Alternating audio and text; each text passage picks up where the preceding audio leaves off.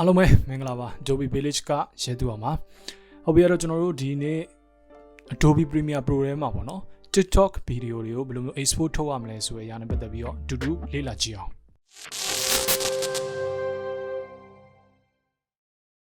ဟုတ်ပြီအဲ့တော့ကျွန်တော်တို့ Adobe Premiere Pro ဆိုတဲ့ video editing နဲ့မှာ TikTok ဗီဒီယိုတွေကိုဘယ်လိုမျိုး export ထုတ်မလဲပေါ့နော်များသောအားဖြင့်ဗီဒီယိုတွေဒီကျွန်တော်တို့ဒါ landscape ဗီဒီယိုတွေလို့များတယ်ပေါ့နော်အလဲလို့ဗီဒီယိုတွေပေါ့နော်အလဲနဲ့အထောင်ဆိုပြီးရှိတယ်အလဲကကြတော့ဒါ landscape မှုပေါ့နော်အထောင်ကကြတော့ဒါ portrait မှုဒါပေမဲ့ TikTok ထဲမှာကြတော့အထောင်အဖြစ်ကျွန်တော်တို့အသုံးပြုရ portrait မှုဖြစ်အသုံးပြုတယ်ပေါ့နော်အဲ့တော့ကိုယ့်ရဲ့ဒီလိုမျိုးလဲနေတဲ့ landscape ရိုက်ခဲ့တဲ့ video တစ်ခုကို footage တစ်ခုကိုကျွန်တော်တို့ကဘယ်လိုမျိုး TikTok ထဲမှာတွားပြီးတော့အထောင်တင်ဖို့အတွက် aspect ratio ကိုဘယ်လိုချိန်ရမလဲပေါ့နော်ဒီလိုမျိုးကျွန်တော်ချိန်မလို့ရတယ်အဲ့တော့ဟုတ်ပြီဒီ video ကိုကျွန်တော်ပြန်ဖြတ်လိုက်မယ်အရင်ဆုံးကျွန်တော်တို့ကဘာလုပ်ဖို့လိုလဲဆိုလို့ရှိရင် sequence တစ်ခုကို new sequence တစ်ခုကိုခေါ်ဖို့လိုရပေါ့နော်အဲ့တော့သူ့ရဲ့ shortcut key ဒီ control n ဖြစ်ပါတယ် control n ကိုနှိပ်လိုက်တယ်ဆိုလို့ရှိရင် new sequence တစ်ခုကြာလာလိမ့်မယ် m မဟုတ်ဘူးเนาะ n တကုံး n ဖြစ်ပါတယ်ဟုတ်ပြီအဲ့တော့ကျွန်တော်ဒီမှာဘာတွေ့လဲဆိုလို့ရှိရင် custom မှာဒီမှာ TikTok ဆိုပြီး preset လေးတစ်ခုရှိတယ်အဲ့တော့ဒီကောင်ကျွန်တော်အရင်ဆုံး delete ပြန်လုပ်လိုက်မယ်ပြီးလို့ရှိရင်ကျွန်တော်နောက်တစ်ဆင့်အနေနဲ့ setting တွေကိုတွားဖို့အတွက်အရင်ဆုံးကိုယ့်ရဲ့ setting တွေတစ်ခုခုကိုရွေးပေးလိုက်မယ်ပေါ့နော်ဒီမှာဆိုလို့ရှိရင် digital SLR ဆိုပြီးရွေးပေးလိုက်မယ်ဒီမှာကျွန်တော်ဒီ30 frame per second ကိုအသုံးပြုမယ်ဆိုပြီးတော့ရွေးပေးလိုက်မယ်ပေါ့နော်ရွေးပေးပြီးရင်ဒီကောင်းရဲ့ညာဘက်မှာ setting ဆိုပြီးရှိတယ်အဲ့တော့ setting လေးတွေကိုဝင်ပေးလိုက်မယ်အဲ့တော့ setting ထဲမှာကျွန်တော်တို့ကဘာတွေပြောင်းဖို့လိုလဲပေါ့နော်အရင်ဆုံးကျွန်တော်ပြောခဲ့လို့အလဲထောင်ပြောင်းဖို့လိုတယ်သူ့ကိုကျွန်တော်ကဘယ်နေရာမှာပြောင်းရလဲဆိုလို့ရှိရင်ဒီ frame size မှာကျွန်တော်ပြောင်းလို့ရတယ်အဲ့တော့ဒီမှာကြည့်မယ်ဆိုလို့ရှိရင် frame size ကဘယ်လိုဖြစ်နေလဲဆိုလို့ရှိရင်9020 by 1080p resolution နဲ့ဖြစ်နေတယ်1920 1080ပေါ့နော်အဲ့တော့ဒီကောင်ကအလဲပေါ့နော်သူ့ကိုကျွန်တော်တို့အထောင်ပြန်ပြောင်းခြင်းတယ်ဆိုလို့ရှိရင်ဘာလို့ဖို့လို့တော့ပြောင်းပြန်လည်ပေးဖို့လို့ vertical မှာ aspect ratio ကိုကြည့်မယ်ဆိုလို့ရှိရင်လည်း16:9ပေါ့နော်ဒီ aspect ratio ကိုတွေ့ရမယ်ဒါကိုကျွန်တော်တို့ဒီပြောင်းပြန်တယ်နော်96ဖြစ်သွားမယ်ဟုတ်ပြီအဲ့တော့ကျွန်တော်တို့ဒီကောင်ကို 1080p 1080 horizontal မှာကြာတော့ကျွန်တော်ဘာထားမလဲ9020ထားမယ်ဟုတ်ပြီနော်အဲ့တော့ enter မခောက်သေးနဲ့ဘေးနားမှာရှိတဲ့နေရာလေးကို mouse ရဲ့ left click လေးနဲ့ခောက်လိုက်ပါဒါဆိုလို့ရှိရင်ကျွန်တော်တို့ vertical 996ရပြီပေါ့နော်916ရပြီဒါကကျွန်တော်169ရဲ့ပြောင်းပြန်အလဲအထောင်ပေါ့နော်ကျွန်တော်ကအထောင်ပြန်ပြောင်းနေ portrait မှုအဲ့တော့နောက်တစ်ခုသတိထားမှာကကျွန်တော်တို့ရဲ့ဒီ frame per second တွေမှာကိုက30ထက်မကျော်နဲ့တကယ်လို့ slow motion နဲ့ရိုက်မယ်ဆိုလို့ရှိရင်တော့ frame per second များထားရင်တော့ထားပါတော့ဒါပေမဲ့29.97 30ဒီလိုမျိုးပဲများသောအားဖြင့်ထားကြပါဒါဆိုလို့ရှိရင်ကျွန်တော်အဆင်ပြေပြီပြီးရင်နောက်တစ်ခုကျွန်တော်တို့ဘာနဲ့ပတ်သက်ပြီးတော့သတိထားဖို့လိုမလဲဆိုလို့ရှိရင်ဒီမှာ composite in linear color လေးကိုဒါအမှန်ချစ်ပေးတာတကယ်လို့ကိုက maximum bit rate ကိုသုံးမယ်ဆိုလို့ရှိရင်လည်းဒီ sequence မှာအမှန်ချစ်ပေးတာဒါမှအဲ့လောက်ကြီးတော့မလိုဘူးအဓိကလိုတာကဘာလဲဆိုလို့ရှိရင်ကျွန်တော်ကခဏကိုကတကယ်လို့ TikTok မှာဗီဒီယိုတွေခဏပြုလုပ်မယ်အများအားအသုံးပြုနေတဲ့သူဆိုလို့ရှိရင်ကျွန်တော် preset လေးတစ်ခုသတ်မှတ်ပေးထားလို့ရတယ်ဒီအောက်မှာကျွန်တော် save preset ကိုနှိပ်လိုက်ဒီမှာကျွန်တော်နာမည်ပေးပေါ့နော် TikTok ဆိုပြီးတော့ rename သတ်မှတ်ပေးလို့ရတယ်ပြီးရင်ကျွန်တော်တို့ဘာလုပ်မလို့ okay ကိုနှိပ်လိုက်အခုဆိုလို့ရှိရင်ဒီ sequence preset ထဲမှာဒါ Premiere Pro ဒီ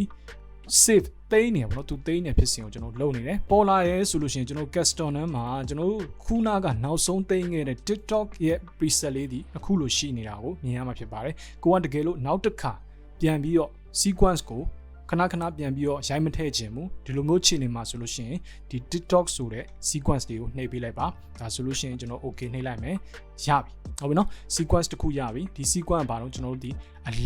ီအလဲမဟုတ်ဘူးเนาะအထောင်ပေါ့နော်ဟုတ်ပြီအဲ့တော့ကျွန်တော်ဗီဒီယိုကိုဘာမှမလုပ်ဘူး drag and drop နည်းနဲ့ပဲဆွဲထည့်လိုက်ဆွဲထည့်မယ်ဆိုလို့ရှိရင် one in bout တစ်ခုကြာလာပါတော့ကျွန်တော်တို့ဘာလုပ်မှာလဲပေါ့နော်အဲ့တော့ဒီကောင်ဘာကိုပြောရလဲဆိုလို့ရှိရင် chain sequence setting နဲ့ကျွန်တော်တို့အခုဒီ sequence setting ကို chain မှာလာတယ်ပြီးနောက်တစ်ခုက keep exiting setting ဒီ timeline panel ထဲမှာရှိနေတဲ့ sequence setting ကိုဒီအတိုင်းပဲထားမှလားဆိုပြီးကျွန်တော်တို့မေးတာပေါ့နော်အဲ့တော့ဗီဒီယိုကို TikTok မှာတင်လို့ရအောင်လို့အထောင်ပုံစံမျိုး sequence ထားခဲ့တဲ့အတွက်ကြောင့်မလို့ဒီ sequence အတိုင်းမှာပဲအလုပ်လုပ်မယ်ဆိုပြီးကျွန်တော်ကသူ့ကိုပြောပေးဖို့လိုတယ်ဒီအတွက်ကြောင့်မလို့ keep exiting setting ကိုရွေးပေးလိုက်ပါဟုတ်ပြီနော်အဲ့တော့အခုဆိုလို့ရှိရင်ကျွန်တော်မြင်ရမယ်ဒီမှာကြည့်မယ်ဗီဒီယိုကိုအခုလို့ကျွန်တော်တွေ့ရပြီဒါပေမဲ့ဗီဒီယိုကအဆင်ပြေနေလားဆိုတော့မပြေဘူးဘာဖြစ်လို့ဆိုလို့ရှိရင်ဘေးနားမှာကျွန်တော်တို့ဒီအပေါ်အောက်မှာ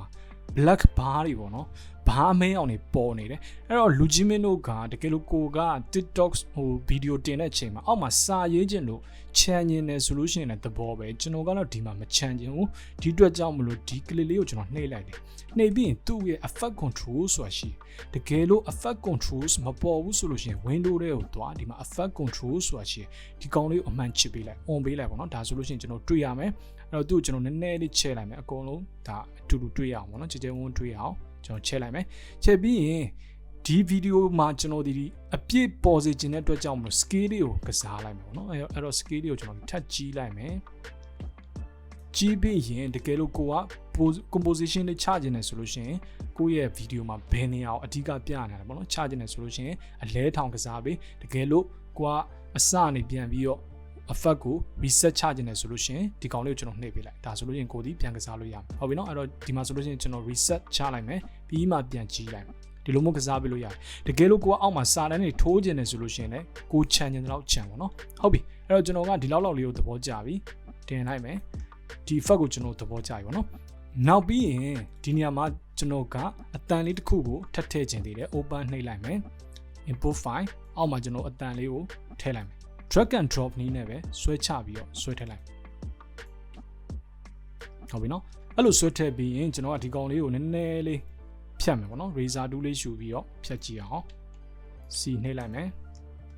delete key နှိပ်လိုက်မယ် okay အဲ့တော့သူ့ကိုကျွန်တော်တို့ in point out point သတ်မှတ်ပေးပြီးတော့ export ထုတ်မယ်ပေါ့နော်အဲ့တော့ export ထုတ်တဲ့ shortcut key ကဘာလဲဆိုလို့ရှိရင် control M ဒါက export setting ကိုကျွန်တော်တို့ကခေါ်တာcontrol n ငါကြတော့တကုံး n ပေါ့နော် control n ငါကြတော့ new sequence ကိုခေါ်တာဟုတ်ပြီနော်နှစ်ခုရောမယ်တကယ်လို့သင်က macbook user ဆိုလို့ရှိရင် command n ပေါ့နော်ဒီကောင်က export setting ကိုခေါ်တာအဲ့တော့ export setting မှာကျွန်တော်ဘာသိဖို့လိုလဲဆိုဘာမှကြီးကျွန်တော်ထွေထူးတော့ပြောင်းပြရမလို့ format မှာကျွန်တော်ဒီ 8.264 ကိုပဲထားပေးတာပြီးရင်ကျွန်တော်ဒီမှာ output name မှာ rename သတ်မှတ်ခြင်းတယ်ဆိုလို့ရှိရင်သဘောပေါ့နော်ကျွန်တော်ကဒီမှာ TikTok ဆိုပြီးတော့နာမည်ပေးလိုက်ဟုတ်ပြီနော် TikTok ဆိုပြီးတော့ကျွန်တော်နာမည်ပေးလိုက်မယ်ပြီးရင် save နှိပ်လိုက်မယ်okay အဲ့တော့သူကဒီမှာဆိုလို့ရှိရင် video ရော export ထုတ်မှာလားaudio export ထုတ်မှာလားပေါ့နော်ကျွန်တော်နှစ်ခုလုံးအမှန်ချစ်ထားတယ်ဘာမှပြောင်းစရာမလိုဘူးကိုကတကယ်လို့ width နဲ့ height နဲ့ scale တွေကိုဒီမှာပြောင်းနေတယ်ဆိုလို့ရှိရင်အမှန်ချစ်ပြီးတော့ကျွန်တော်ပြောင်းအဲ့တော့ဒီမှာဆိုလို့ရှိရင်ဘာမှပြောင်းစရာမလိုတော့ဘူးလို့ထင်တယ်ပြီးရင်နောက်တစ်ခုသေချာဖို့က use maximum render quality ကိုအမှန်လေးချစ်ပေးတာပေါ့နော်အဲ့တော့ကိုယ့်ရဲ့ set ပေါ်လည်းမူတည်ရဒါ maximum render maximum အမြင့်ဆုံးသုံးပါလားဆိုပြီးတော့ကျွန်တော်တို့ပြောတာဒီမှာဆိုလို့ရှိရင်ကျွန်တော်အမှန်ချစ်ပေးထားတယ်ပေါ့နော်ဒါဆိုလို့ရှိရင်ကျွန်တော်ရပြီဘာမှကြီး trade to လုပ်စရာမလိုဘူး export နှိပ်လိုက်ပြီးရင်ကိုယ် set ပေါ်မူတည်ပြီးတော့ခဏစောင့်လိုက်ပေါ့နော် okay ခုဆိုလို့ရှိရင် export ထုတ်တဲ့ဖြစ်စဉ်ပြီးသွားပြီပေါ့နော်အဲ့တော့ကျွန်တော်တို့ရဲ့ export ထုတ်ထားတဲ့ဗီဒီယိုလေးကိုပြန်သွားပြီးကြည့်လိုက်အောင်ပေါ့နော်အတန်ဖိုင်ပါတဲ့အတွက်ကြောင့်မလို့ကျွန်တော်အတန်ပိတ်ထားနေတူတယ်အတန်ဖိုင်လေးကိုကျွန်တော်ပြန်ချဲ့လိုက်မယ်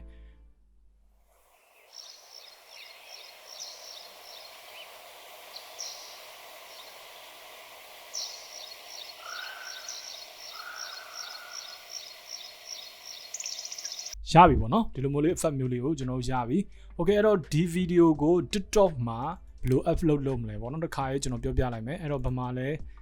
solution တော့ဒီကောင်မဟုတ်ဘူးဒီမှာဟုတ်ပြီအဲ့တော့ TikTok မှာဆိုလို့ရှိရင်ဘယ်နေရာလေးမှာ upload ရှိလဲဆိုဒီအပေါ်ညာဘက်အပေါ်နားလေးမှာ upload ဆိုပြီးရှိရပေါ့နော်အဲ့တော့ဒီကောင်လေးကိုနှိပ်ပေးလိုက်အဲ့တော့ကျွန်တော်အခုနှိပ်ပြီးသားပေါ့နော်ကြာမှာဆိုလို့ line ကလည်းမကောင်းမီးကလည်းပြက်ဆိုတော့သိရတဲ့အတိုင်းပဲကျွန်တော်တို့လူကြီးမင်းကျွန်တော်ဆရာသမားကြီးစောင့်အောင်မှာဖြစ်တဲ့အတွက်ကြောင့်မလို